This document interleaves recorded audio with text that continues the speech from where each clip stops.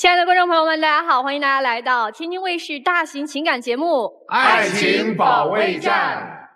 登录微信搜索“爱情保卫战”官微视频号，并且添加关注。每天晚上8点到10点呢，我们都会开直播，我们的导师都会在线帮您答疑解惑，欢迎大家和我们连线。好，接下来一起来认识今天来到节目做客的几位情感导师。大家好，我是于波红。爱情没有谁主动谁被动，只有一拍即合。大家好，我是曹鹤阳。情感生活遇烦恼，打开电视看爱宝。大家好，我是莎娜。婚姻的终极浪漫呢，就是将平凡的日子酿成醇厚的美酒。大家好，我是次元作家文娟儿，希望大家都在岁岁年年里面美美甜甜。大家好，我是曲伟。爱不是控制对方，而是信任自己。好的，接下来呢，掌声欢迎今天来到节目求助的2组嘉宾登场，欢迎他们。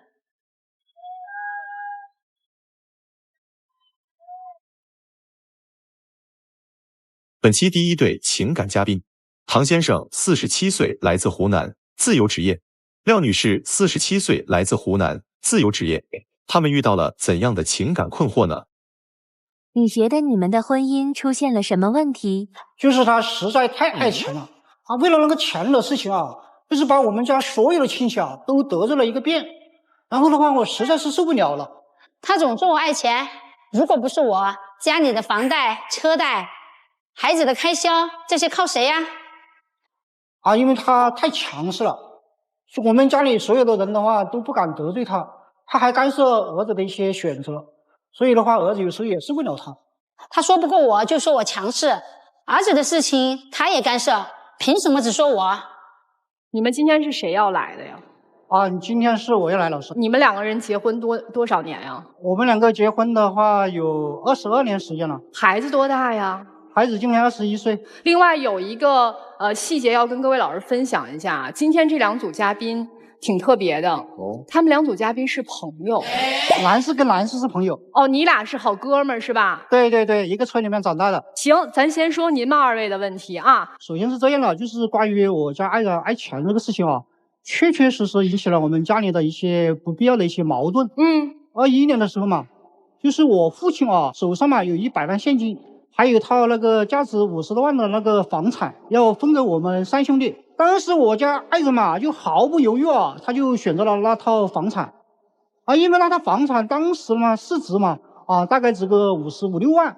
当时我那2个就是兄弟呢，他们也没意见。结果到去年的时候，我家爱人他就变卦了。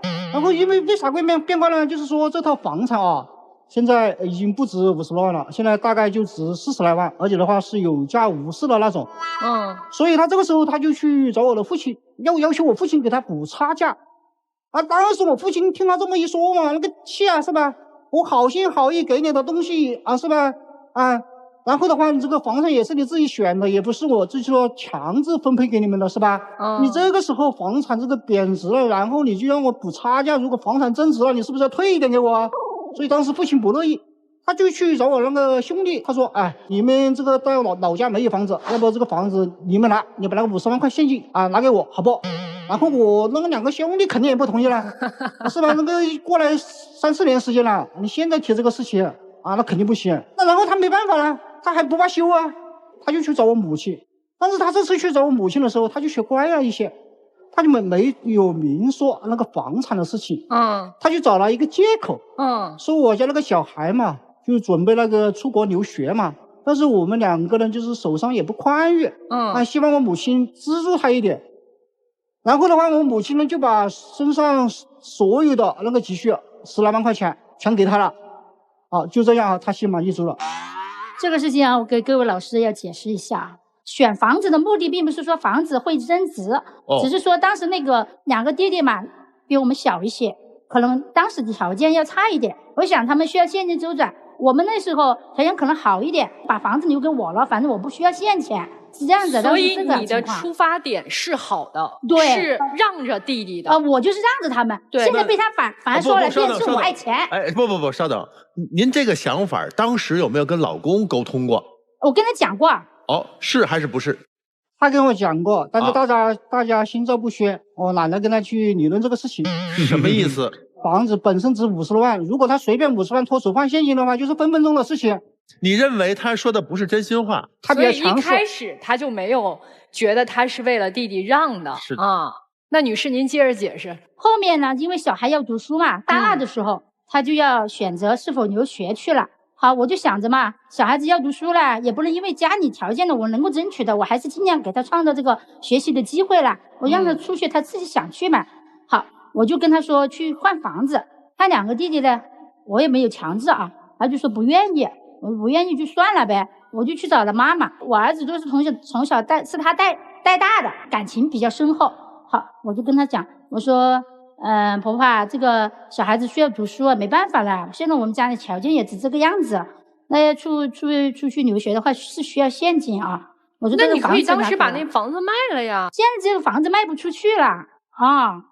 如果这个房子能卖60、70万，你还会这么去说吗？如果房子能够卖60、70万，如果他的兄弟2个弟弟如果也需要钱的话，我愿意啊。我愿意把房子拿给他们。于老师，我愿意拿现金。这问题应该这么问：如果房子现在能卖出去，但是只能卖40万的话，你觉得那10万的差价，那我不需要他们补了。哦，不需要补哈。对对对，就是因为卖不出去嘛。所以这个事儿在丈夫的心里其实就有一个阴影了，丈夫就会觉得对你有一个定义，就说你就是因为太爱钱了。但我觉得这个事儿，如果刚才听女士解释完的话，就是她的这个出发点也不是完全没有道理，就看你怎么看待这个人。所以在你心里，为什么会给妻子就下了这么一个定义，说这女人太爱钱了？就是之前我在那个乡下工作嘛，周1去上班，然后周5回来嘛。然后的话，我吃也是在那个工厂里面，住也是在工厂里面。我一天3餐的话就是15块钱，然后的话我1个星期工作5天，也就是75块钱是吧？生活费。当时嘛，因为我的所有的工资都上交给他了嘛，那他1个星期给我80块钱，我只够吃饭。他还说我还省下5块钱，他说那5块钱你可以随便去买些零食吃。哪年的事儿啊？这是应该是04、05年开始，但持续时间的话，应该持续到10年左右。这我们也可以理解为妻子是比较那种勤俭持家的，对吧？会过日子，每个月把钱算得很精细的，就是说白了，给您的生活费有点少。因为我们单位的领导都知道这个事情，他有时调侃我，说是照你这个状况，如果你在这个县城里在街上碰到我的话，你想就是跟我搞好点关系，请我吃上饭，你是不是还先打个报告去给你爱人申请一下？你说当时这个话听起不是很尴尬是吧？所以的话我就觉得心里特别不是滋味。你说我又不是入赘到你家去是吧？我也是有就是正常的这个工作收入啊。你说1个星期5块钱还说给多了。哎，那你们这兄弟们在一起吃饭，他当时能掏得出来饭钱吗？或者他请过你们吃饭吗？请过，但是平时身上没什么钱。你也知道他身上没什么钱是吗？真的有证人。那我问个问题啊，咱们佐证一下，您爱人平时花销大吗？他的花销的话也不大，但关键问题他自己也拮据，但是要这么多钱干嘛呢？他跟我说过一句话，他说我愿意把这个钱每天垫在枕头下睡觉，我就很开心，我就很踏实。哎，有的人理解说这是爱财，有的人可能理解说这女人是会持家过日子，所以待会儿就看老师们怎么理解这个事儿啊。你刚才还在短片当中提到说你老婆特强势，她这个强势是体现在什么地方，让你觉得她很强势？表现多了，他那个歪理学说一套一套的。我跟你讲，首先第一点，他所有他的观点都是有道理的，就是我们旁边的人，包括我，包括我家小孩，包括我们父母，都要靠边站。只要他的观点一出，其他的观点就是啥都不是。您给我们举个具体的事儿。就是说我们那个就是湖南老家家庭氛围比较浓，就是经常就是父母呢就喜欢就是叫小孩一起过去吃下饭过去聊下天。我跟他结婚22年了，谈恋爱才谈了6、7年，差不多就是接近30年的时间。他在我们父母家，就是说我们父母要把饭菜全部弄好了，然后放在桌上，然后再请他吃。这么20-30年来如一日都是这么回事，就是父母让他去盛个饭，只要我在场的情况下，他都会叫我去盛，他从来不会主动去盛饭。如果我不在，父母帮他盛。明白我的意思吗？哎，那比如说像逢年过节这种的，就是像咱说过年啊，中国人过大年，这一大家子不是都得聚一起吗？那不都得去厨房帮忙做饭啊什么之类的？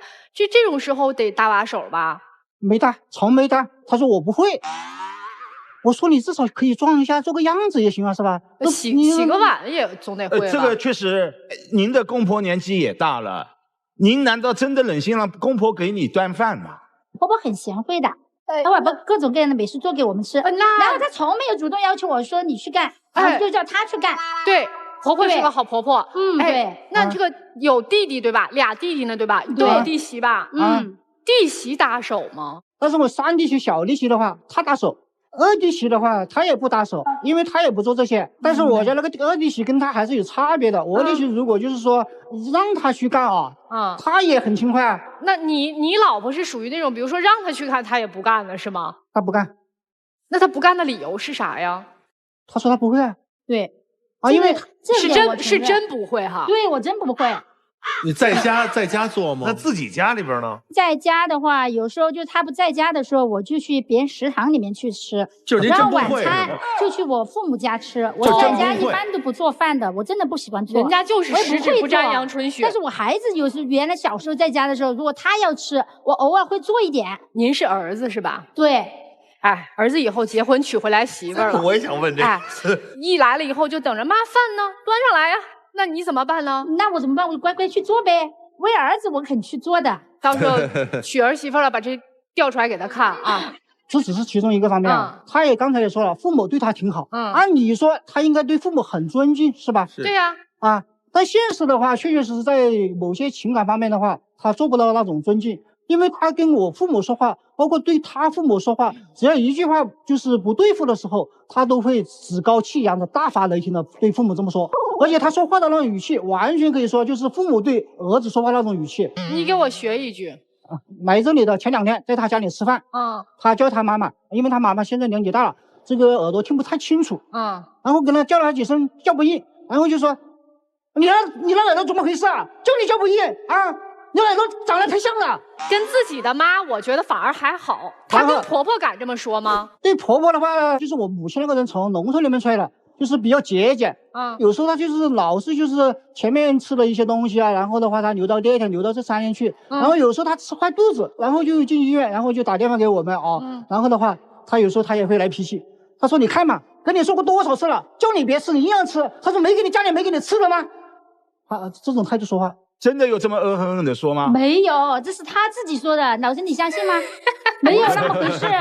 我跟你说。另外，婆婆对你这么好，你们2个人有婆媳矛盾吗？没有，我跟婆婆没有婆媳矛盾。我再说一下啊，婆婆的事，婆婆是怎么说我的？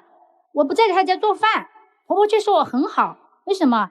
我婆婆这人比较倒霉，我跟你讲啊，她这一辈子真的比较倒霉，她就是运气比较差那种。她走路啊，就是下雪天啊。别人都不出门，他要出门呢，一下就被摔一跤，把手搞断了。有时候出门呢，又被狗咬，狗咬到咬伤住院。还有一次就在家里坐在那个床边边，就这样一缩下去，就把这个腰这里也滚到了。他这几次住院都是我去照顾的。他的那个弟弟两个妯娌都不在我们那里，都在外面。这些住院的事都是我，包括我爸妈。我有时候在店里忙，没时间过去。我的爸爸妈妈还做了饭给婆婆送去，因为她也不在家。对，这不挺好的吗？对呀，婆婆还是很认可我这个媳妇的。要不可以连线我没说你不孝顺，我就说你说话那个态度、那个语气啊，就是比较偏激。你要看事情，要看本质，你不是看表象。本质人是有情感需求的。老师，你觉得对吧？稍等一下，刚才您说的，他说这个语气跟这个话是您亲耳听见的吗？亲耳听到的，老师啊，他说的这个原文有错误吗？有错误。原文是什么？原文是这样的，我就跟婆婆说，我说那冰箱里面的菜放久了你就不要吃了，吃了对身体不好，我就这样说的。你用家乡话说，你和婆婆不会用普通话说的。你用家乡话说一遍，我听听。那个冰箱里面的菜你莫吃了，那个坏肚子。你看，马上语气加重了。对，是语气是不太对。对，这是我就是反复强调，你不要去吃那个东西了。这个是他认为你对婆婆对长辈的有一点不尊重，你的强势的地方。刚才还提到说，不管是对长辈，对儿子也一样，对儿子的事儿他也是一言堂吗？对儿子的事情也是这样的，他那种家长式的教育方法实在是太过于浓厚了，就是儿子完全没有他的那个独立性。就是儿子要干嘛的话，都是要申请私报告。比如说儿子要出去打个球啊，他说啊，你打球啊，几点钟去，然后几点钟回，必须要回，不回的话就挨骂。他的那种观念，时间这种观念，或者说他对一个人说话的那种信任的容忍程度很低。就说你答应啥事情啊，你必须要做到，他是这样的。你只要稍微有一点偏差，然后他就会发火，他那个态度就很不好，很不友好。对你也这样吗？对我也是这样。他只要心情不好，一件小事情，然后他就会大动干戈。比如说我回来，他有一个规定，就是说你回到家，你首先换鞋子的话，然后再换睡衣，是吧？你如果没换睡衣，坐在沙发上，他就会发火了。你怎么一身脏兮兮的就坐在那里？有时候我把那个睡衣换了，然后的话，我换下了衣服没丢到那个指定的地方去挂起来，然后他也会说你这个衣服怎么丢在这里。然后有时候我在家里搞卫生，他只要看到地下有一个小黑点，他立马说我说态度不端正，你说让你搞个卫生啊，你就这样要去忽悠我们。所以为这个事情他会一直争吵。所以这家务都是谁来做呀？家务都是我做，就是做饭、蹲地啊、拖地。他就吃和挑毛病，因为他不会做饭，他刚不说了吗？不，但是家务听起来好像也不动手。其实做家务这个东西，在我们湖南那边，男士汉做家务不可能。我在家里做家务的，整理床铺、整理衣服鞋帽，就是拖地、收衣服、晾衣服，还有被子要洗，还有那个鞋子要刷要擦，桌子要抹灰，都是我。他每次去洗碗，你不知道，洗的那个表面上洗干净了，那个灶台呀、抽烟机呀很脏的，每次都是他洗了2、3次。我去洗碗的时候，我要把它全部重新打扫一遍。还有那个下水道那个池子那个漏，对，他搞出来就是倒进去，里面还有渣，有什么东西都不管的就可以了。他做家务就这样子的。对，所以女士就是说到做家务啊，做饭做菜肯定是他，对不对？您不会。那其他那些家务谁做的多呀？我做的多，而且他回来没几年嘛，原来一直在那个乡镇那边工作，然后就是我在家里带小孩，家里家务我全包了。今天你们俩来各自说一下你们的诉求，来，男士先说。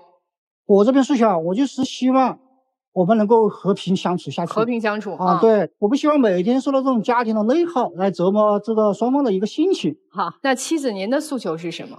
我的诉求是希望他脾气改一点，做事的时候勤快一点。好，同样来求助的唐先生和陈女士，听完他们俩的这个事儿，我估计你们也经常能听得到。对，你们有什么各自的想法？我感觉好像还是男方没多大问题吧。那你这兄弟媳妇儿有问题吗？我感觉好像不怎么喜欢做家务，而且有点凶。有点凶。哎，你平时敢去他们家吗？1年也不敢去1次。为什么不去？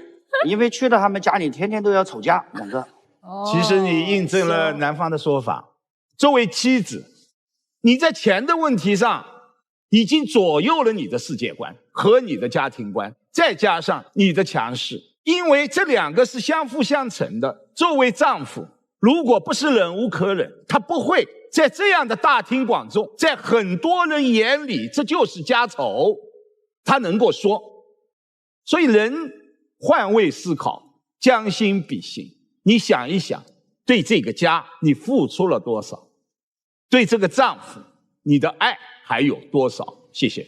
您经常5天不在家，所以其实我觉得大部分的家庭情况可能您还不是很了解。然后但是呢，我又反过来说一个问题，因为不长期在一块生活，所以我判断你们俩人现在一个想要的是情绪价值，就是一个逐情。这个呢，我一开始想说您爱人逐利，但不是，他其实逐的是权。家里头他一定要做主，你现在哪怕不出差，你回来了，天天在家了，也得是家里我说了算。所以你们俩的本身需求是不一样的。我公平的说，我个人认为您做的不好。我最后给您一个忠告啊，您刚才非常自豪的说，我为了我儿子我也能怎么样，你永远是在你儿子，但是你记住了，你看见你老公现在的状态了吗？你跟你儿媳妇的未来，你儿子就跟你老公一样，会被夹在中间逼得非常难受。而且你就会理解你婆婆是怎么对你的了。为什么你觉得？我觉得我跟我婆婆相处很好，她真的那么舒服吗？遇到这么强势的一个儿媳妇儿，如果这一点不让自己去调整与改变的话，我觉得未来您最心爱的儿子是最难受的。我说完了，谢谢。好，谢谢曹老师。家为什么没有温度？夫妻两个人为什么感受不到温度？就是因为两个人彼此都看不到对方的付出。今天丈夫说妻子爱财，说妻子强势，从他的反面来看，爱财意味着什么？意味着他持家呀，他不乱花呀。有很多的老婆动不动买身衣服，动不动买个包包，那又成了败家了，对不对？好，说强势，那证明这个女人能张罗啊，她能够把这一大家子都摆平啊。你不在的时候，婆婆今天摔了，明天磕了的，是谁冲到医院去伺候婆婆的？如果她没有这么强势，她能够让她的爸妈去医院去给你妈妈送饭吗？所以就看你怎么看待这个爱财，怎么看待这个强势。如果你看到的只是这个爱财带给你的这些负面情绪和这个强势带给你的这个负面情绪，那这老婆没法要了。按照您今天的说辞，您立刻就得把这妻子休了。为什么？不尊重我爸妈，跟我爸妈说话敢喊，对我也不好，我为什么要跟他过？这把年纪了，真的是需要相互依偎着往前搀扶到老，学会忘记，也学会记住，忘记对方的不好，记住对方为这个家的付出。谢谢。我说一下我不成熟的看法。我觉得这位先生一直在强调家庭氛围，他在外面工作其实相当于就是一个漂泊状态嘛。所以当这个人开始慢慢他人到中年开始回归家庭，他想要去想他余生养老的事情之后，他的第一个精神寄托就是他的家。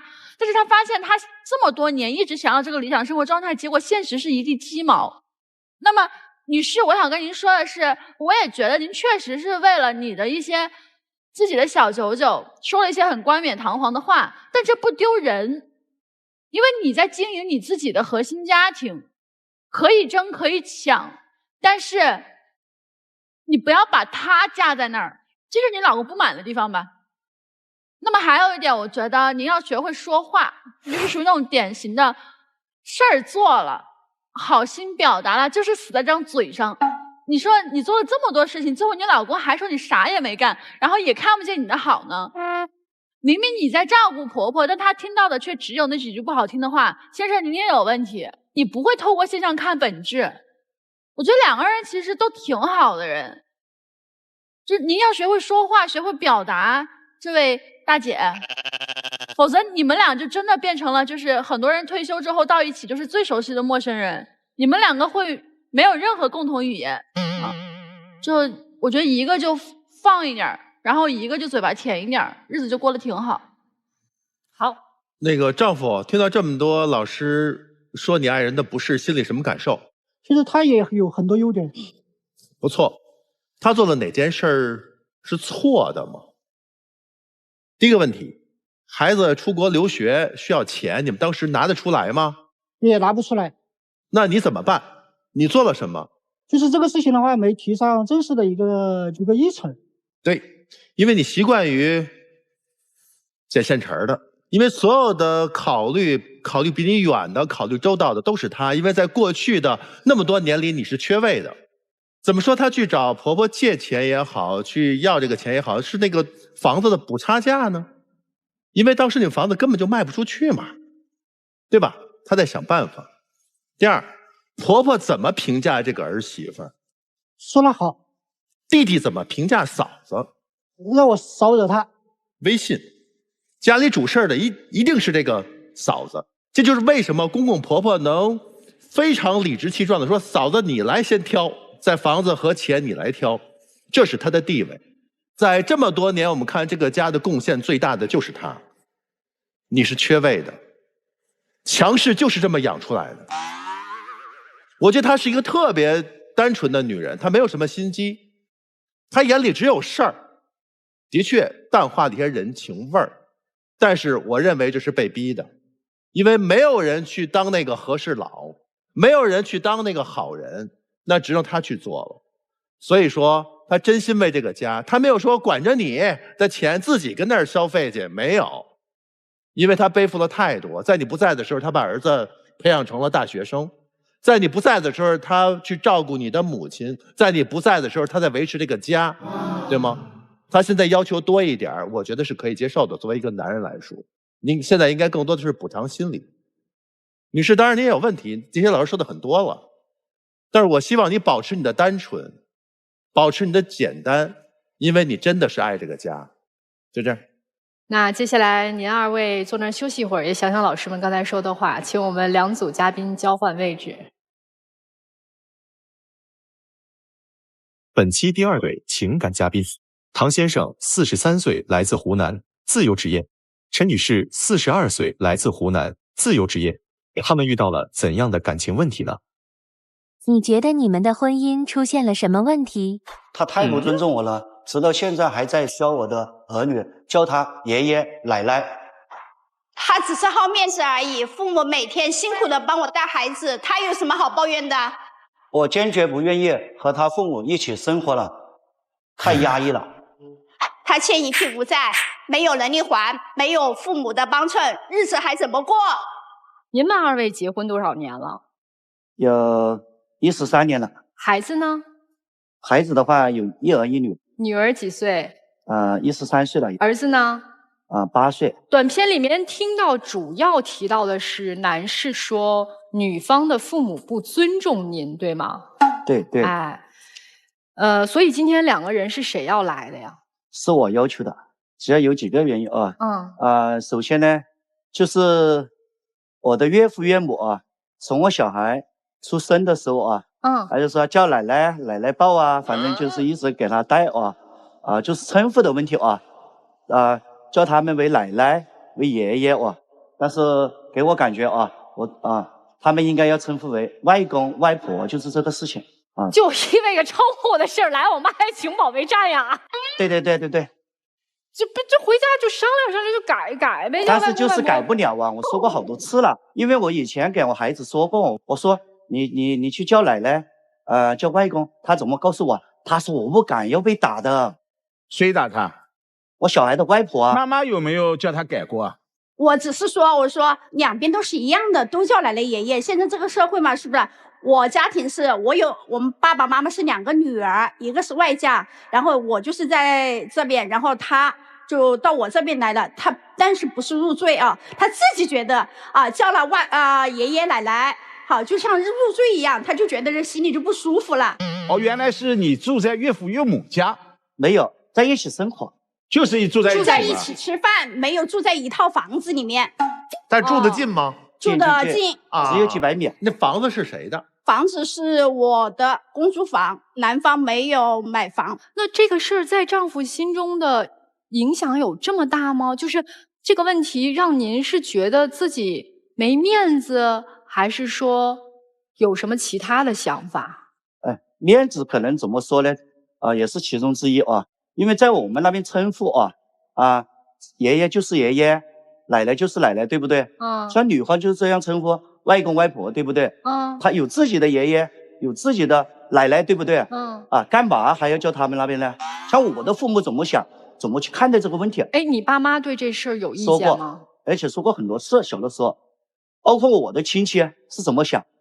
我反正是觉得这是不是一个很大的事情，他还因为这点事情差点动手打我妈就是有一次吧，我有3、4个朋友叫我出去吃个夜宵说起这个事情他问我，他说你现在你的那个岳父岳母的话还是这样叫吗？叫爷爷叫奶奶吗？我说是的，就是当天也喝酒喝得多了一点嘛，回去找他们理论。就是这些兄弟挺爱管闲事儿的是吧？就老得掺和别人家的事儿哈。真闲。有他吗？对，没有，他没到他没到啊。没到。他知道这事儿吗？他知道啊。那个唐先生您怎么看？这个问题我想说2点。第一点的话，首先站在他岳父岳母的角度或者说站在那个陈娟那个陈女士的那个角度如果他们认为这个事情没问题，那么他就没有必要去在小孩身上去强化这些称呼。第二点，既然他的岳父岳母去强化这个称呼，侧面也说明他想巩固一下他在这个家庭之中的一个地位。你看看你兄弟这分析啊，对，差不多吧。所以当时吃饭的时候，你们其他的兄弟也是这么跟你说的你心里就挺麻烦的，那当然心里面不是滋味啊。回了家之后发生了什么？回来之后，我就是找我的岳母嘛，去理论说这个事情嘛。后面就是跟他说不清楚我就上火了。我本来性格都有点暴有点火，本来再加上喝了一点酒，对不对？我就拿了一个凳子，我准备去打他了，我砸他了，被他拉住了。哎呦，这幸亏拉住了，要不然你俩这日子没法过嘞。是啊，你看我的小孩生下来，然后都是我爸妈一直在照顾。那到现在还是我爸妈接送这些什么煮饭都是来帮衬我的。那边爷爷奶奶，那边爷爷奶奶年纪大，我理解他身体又不好，我这边爸妈帮扶一下，我能理解。那事后酒醒了，有跟自己的丈母娘去道歉吗？没有。我作为一个男子汉，虽然那天喝酒了酒是喝酒，但是这个事实还是存在。你作为一个男子汉就要动手打老人了，你这不应该去道个歉吗？一直都没道歉。没道歉。是啊，他一点都不懂得感恩，就因为一个称呼而已。这个称呼是不是会让你觉得好像这个岳父岳母有点瞧不起你的意思？是不是心里有这个感觉？是的，老师，真有啊，真有。说说具体的事儿。具体怎么说呢？有一次我的岳母在我这家里就是在我爸妈这边跟我们那个院子里面的那些老人闲聊嘛，可能是说了我很多坏话，因为最后的话传到我妈妈的耳朵去了。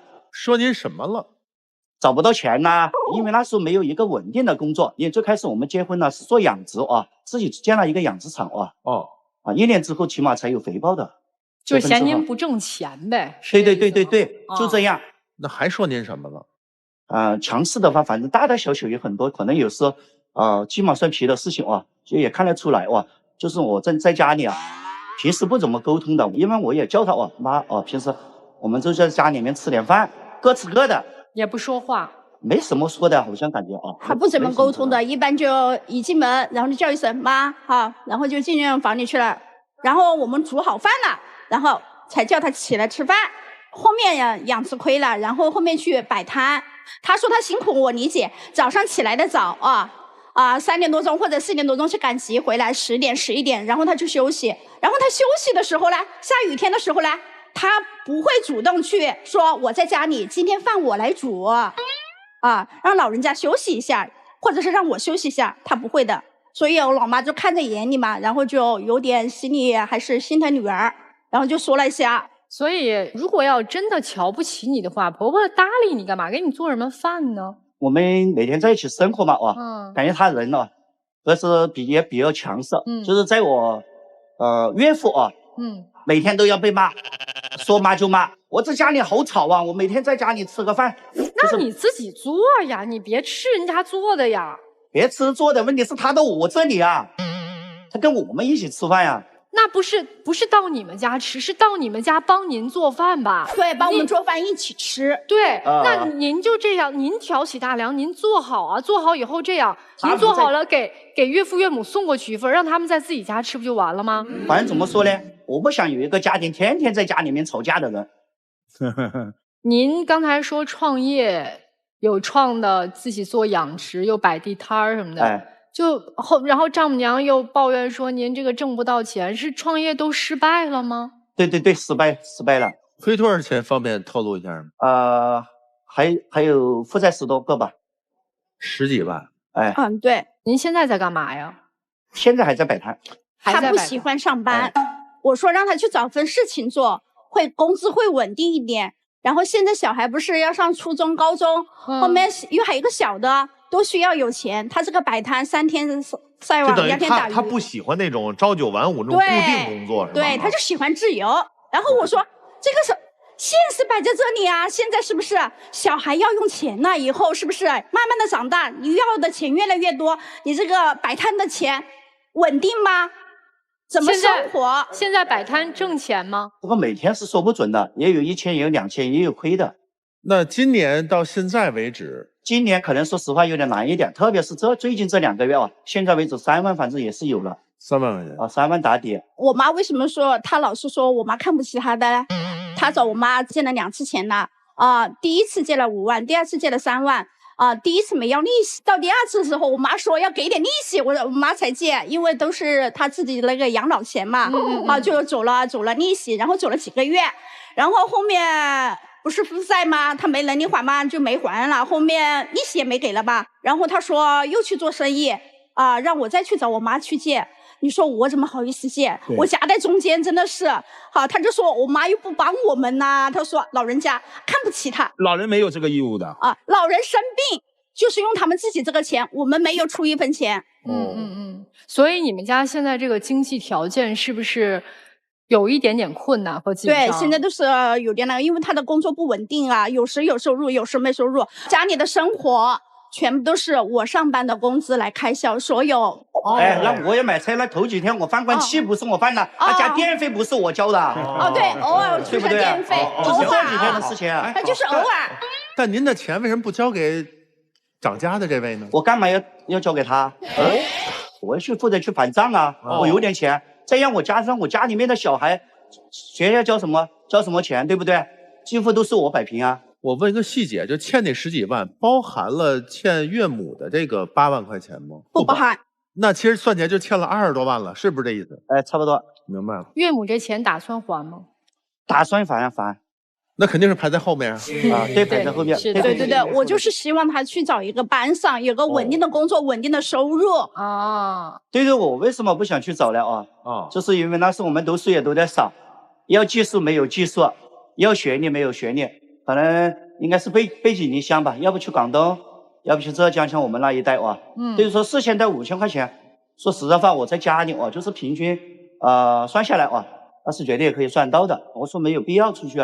所以今天是您要来的，我要来。您要解决的问题是什么？就是称呼的问题。对，称呼，因为称呼的话，就是刚刚说不仅是其实是我包括我的父母，包括我的亲戚都说过这些事情。这个如果要是不改的话，怎么办呢？就一直这么叫下去怎么办呢？可能有点难吧。什么叫有点难走在一起吧？意思您要跟您老婆分呐？我以前跟她说过。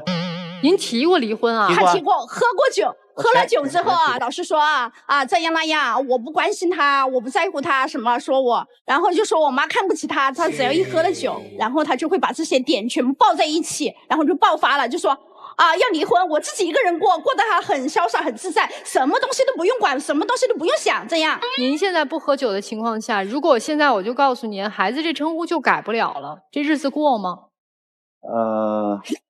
不过了。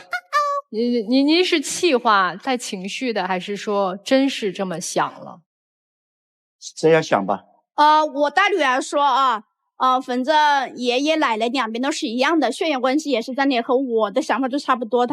我女儿说都是无所谓，因为我小时候就是我的外公外婆，我也一直是叫爷爷奶奶。你管你的外公外婆也叫爷爷奶奶？对，那是你的事情你是你上一代的事情，但是你到我下一代了，对不对那是我的事情，就是不但我这样教。您也有女儿嘛？您的女儿，我的女儿对有。以后结了婚生了孩子，你就必须要求叫外公外婆。对，必须，就是我的家教。那妻子，刚才你丈夫已经明确表示了，说如果你们要不改称呼，他不跟你过。我也跟孩子说过。你怎么看这个事儿？我觉得能够调和，因为这个不是个调和不了。他现在已经态度很明确，他都说要离婚了，你都不当回事吗？我去教他们去改，让孩子们去改。我觉得所以这个事儿其实你是可以妥协的，是吧？那接下来我们就听听各位老师们怎么说。孩子的称呼，妻子认为是个小问题，但是丈夫已经把它看成心中的一根刺。尊严是男人最重要的东西。生活当中确实有一些男性非常反感，也拒绝和自己的岳父岳母住在一起。为什么？他们认为这样会导致自己尊严的沦陷。你们虽然没有在一个屋檐下，但是几乎就是生活在一起。虽然没有入赘，但通过孩子一个称谓的改变，造成了既定事实的入赘。这确实是对丈夫的不尊重。如果你告诉孩子，这是外公外婆，你们长大了，你们就应该叫外公外婆。在和孩子说之前，先和自己的父母有效的沟通，很重要。甚至可以告诉自己的父母，他现在已经上升到要离婚还是婚姻存在的这样的一个关口了。我不想失去这段婚姻，我想你的父母是能够理解你的，所以你说的对，这个事情由你去办是最合适。我在想，这样的话是不是对他也是一种褒奖，也是一种肯定，也是一种温暖呢？谢谢。我觉得啊，二位的问题很简单，要求不多，这个就要求把称谓改了，这个要求就找一稳定工作。你看，要求不多，但是在您二位现在的家庭现状里来看，其实这个要求挺高的。对，因为说过好多次吧。对，好，咱先说这个女士啊，我个人角度啊，您刚才说了一个称谓而已。那如果孩子在学校，老师说请家长，您到了，您的孩子跟老师说这是我姐，您愿意吗？我只是举一个夸张的例子。这我阿姨。对，这是我阿姨。对，哎，阿姨更好啊，连亲属关系都没有了。你怎么证明咱们有亲属关系啊？我就觉得你是我阿姨，那这个你怎么想啊？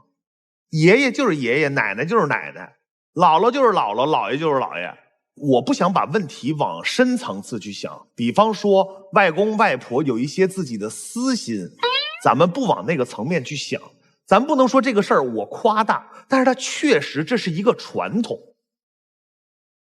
你丈夫在意这个事儿没有问题，这个事儿不是无所谓。在我这儿，我告诉你，我认为以我个人判断，这个事儿非常有所谓。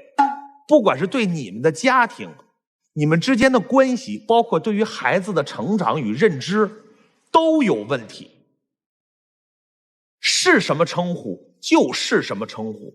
现在出去了，好，跟外公外婆也叫爷爷奶奶，出去了，我爷爷真好，我奶奶真好，所有人都会认为是他的父母好，没人会夸你的父母好。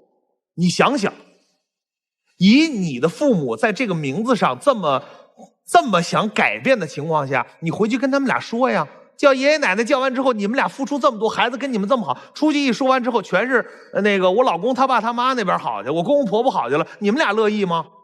你们往这个方向想过吗？咱这个角度有点刁钻啊，我就说这意思，就是不要觉得无所谓，在你眼里可能是因为你的原生家庭已经习惯了，但是在世人的眼中，就是你们家有问题。我都不提入不入赘这个事儿啊，我都不说这个尊严的问题，我只说这件事儿，这个称谓是有问题的啊，尽量回去跟因为这个事儿只有你能做。他这么多年都已经动手了啊，都没成功。这个事儿如果你不去开导，你不去正常的去引导，让这件事情转变的话，这个事儿没人做得到。指着您的父母去改变不可能，指着他继续抗争能成功也不可能。所以这必须得您下下功夫。如果孩子的称谓改了，你确实欠你的岳母一个道歉。可以。我刚才听你跟曹老师那几段对话，我真的是忍不了了。你站在这说的几句话，你怎么给你儿子做榜样？我凭什么道歉？我凭什么要把我的那个挣多少钱告诉他？不是，什么叫你凭什么？哪有那么多凭什么呀？你心里再有不满，再有怨气，咱们就事论事儿。妻子已经变成了一个什么呢？只要一说这个话题，他马上就是这不是个问题。丈夫是一说这个，妻子说不是个问题，这边就急。所以你俩现在完全是敌对的状态，没有沟通的渠道，没有沟通的时间，也不愿意去沟通。这边已经提出了说每天在一起日子就过不下去了，这边还要坚持啊，把所有的难题全推到这儿，没有经济实力，没有时间。刚才先生说到一点，说小的时候孩子反映过，说这个叫爷爷奶奶的这个事儿，说不敢叫外公外婆，一叫的话会被骂。如果这个点是属实的，那妻子，你爸爸妈妈在害孩子。所以我觉得从这一点来说，我们应该给孩子一个正确的引导，无论是价值观的引导，还是说人生方向的引导，还是说对于亲人家人之间这种爱的引导。他现在看到的家庭状况是什么？爸爸讨厌我的外公外婆，一提外公外婆，我爸那儿就急。是在这样的家庭氛围下长大，你觉得他能心中有爱吗？所以我觉得解决外公外婆这个称呼问题，它不是你们俩今天的根儿的问题。我觉得根儿的问题是跟父母剥离开。还有先生，我觉得你要像个老爷们儿一样，该承担起来的责任承担起来，该道的歉去道，该做到位的，你是给你的儿子、给你的女儿做个榜样，好吧？可以，就这样。就我觉得其实你们俩的问题不是一个称呼的问题，就是你们俩真正的问题，我觉得是，这个先生一直长久以来他的事业失意的问题，这才是你们俩的核心矛盾。因为他事业失意，所以他自己本身就自卑，他是觉得自己是被人看不起的。他可能曾经对自己的事业是有把握，现在是没有把握的，所以他处在一个基本摆烂状态。但是在这个基本摆烂状态下，我觉得女方有一件事情没有做好的点什么？既然你已经在他这个情况下接受了他，为什么你们不去鼓励他呢？那么还有一个点就是，他做的不好的点是一定做好，但是你们并没有在他做的不好的时候去惩罚他。在他抽凳子要打你妈的那一刻，你就应该报警，让他想想清楚，让他知道他伤害你，他欺负你，他是有代价的。还有就讲，我觉得这个称呼背后，他其实更多的，我觉得就是这个男人他有就他的自信心，因为他要看见希望，他会觉得这个世界上还有以我为核心或者需要我的存在感和价值和需求感，且不论这个事儿的对错是什么样子的，但这就是你的爱人他最大的需求。这是你的爱人现在唯一能够享受，我想在这个世界上想让有人来为我来做一件什么样的事情，来为我牺牲点，而不是我一直在牺牲。如果自私的人没有一个人先改变，另外一个人是绝对不会改变的。女士，我告诉你，你不改，你丈夫死都不会改。对，你看他就对。所以两个自私的人，如果是这样下去，你们俩夫妇不会得正。我觉得分开也可以，离婚也不是坏事，因为过不下去嘛。他也知道过不下去，他不是跟你说气话，他的这个忍是已经可能忍到他人生的底线了，可能再忍下去就发疯了。就是您的这个，你一直认为就是你好像在包容他，你在谦让他，你没有，你们两个在互相攻击。我觉得分开的时也挺好的，孩子也长大了，可能他真不想过了。我是觉得不想过的，我觉得一个称谓的问题后面爆发了3个大的问题。第一，家庭的边界；第二，经济压力；第三，尊严受损。女生，我猜你的父亲母亲关系不好，是还是不是？一般。你打小就不喜欢在这样的家庭里生活，你特别希望我不能重蹈覆辙，但恰恰你发现没有，就是因为家庭边界的问题、称谓的问题再次上演之后，你们的关系形成了矛盾，对吧？千万不要再延续家庭里的那个缺位问题。你缺位了，你也缺位了，在你们这个小家里头，岳母是在上位的，所以赶紧让岳母退位吧。这是第一。第二，尊严受损。你的老公可能能力是一般，但他一直在忍，忍到最后实在是自己忍不了，挺不住，即使跟岳母发生了那样的冲突，还要去管岳母借钱，是吧？你如果想让自己的尊严起来，让别人看得起你，咱自己就要做到让人看得起的事儿，对吗？所以当时你们在说借钱外债这事儿，我排了一个序是说肯定先还外人的，再还自己岳母的，对吧？我现在建议你反过来，先还岳母的。我告诉你，经济压力是外力。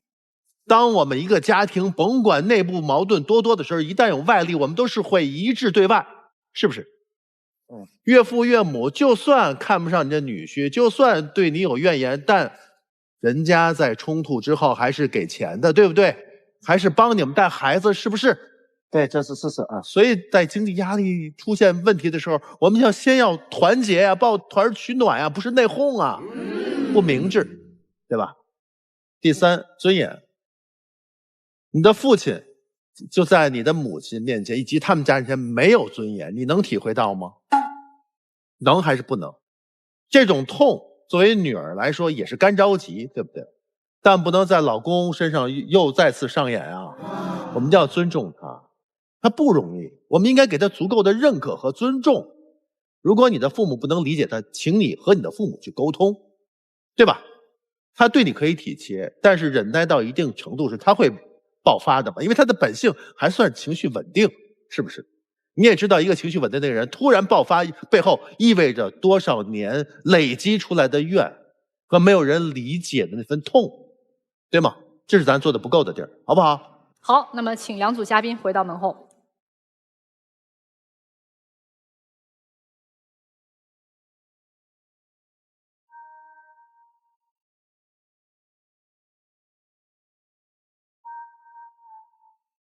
那大家可以登录微信搜索“爱情保卫战”官微视频号，并且呢添加关注。每天晚上8点到10点呢，我们会开直播，我们的情感导师都会在线帮您答疑解惑，欢迎大家和我们连线。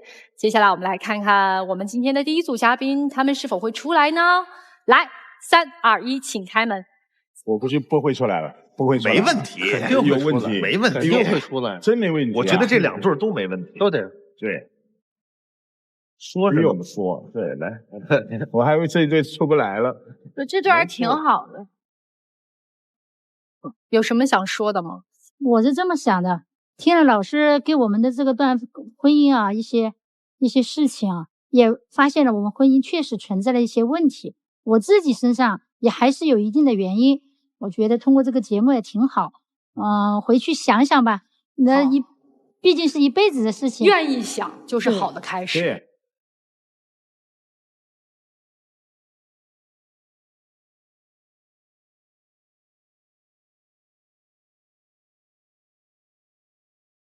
来，请亮灯。谢谢你们，谢谢你们来到节目。啊，谢谢各位老师啊，祝你们幸福。这边请。好的。